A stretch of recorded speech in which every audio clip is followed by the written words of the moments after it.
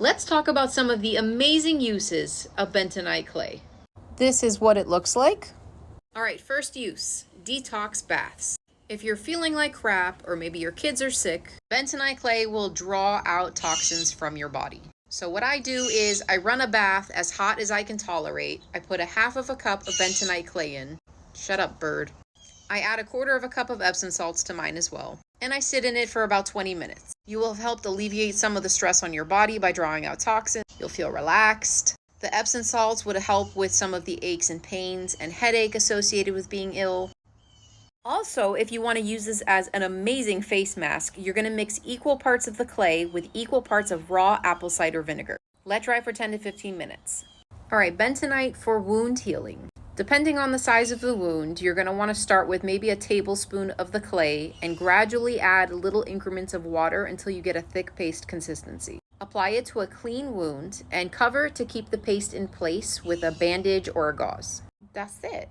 Bentonite clay for making your own toothpaste. The clay is full of natural minerals that will help keep your teeth healthy and strong. And for a simple starter toothpaste recipe, you're just going to mix 2 tablespoons of coconut oil, 2 tablespoons of bentonite clay, and 4 tablespoons of baking soda.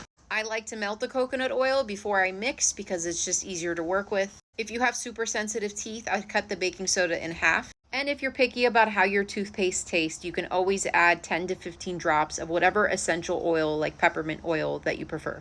To make your own deodorant with bentonite clay is actually very similar to the toothpaste. You're going to mix 3 tablespoons of the bentonite clay, 3 tablespoons of arrowroot powder or cornstarch, 2 tablespoons of baking soda, 3 tablespoons of softened coconut oil.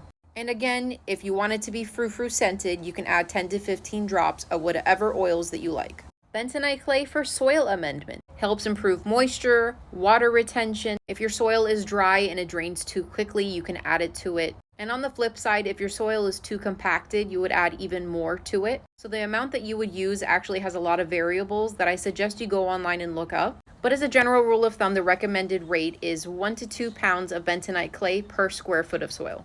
And if you have issues with pests in your garden, let's say you have crawling bugs like slugs, you can put it in a perimeter around the base of the plant and it'll prevent the bugs from crawling up. And if you mix 2 tablespoons of the clay with 4 cups of water, dissolve it really good, you can spray it on the plant's leaves and it'll deter biting bugs like aphids, mites, and caterpillars. And you can use this same method if you have issues with fungus on your plants as well.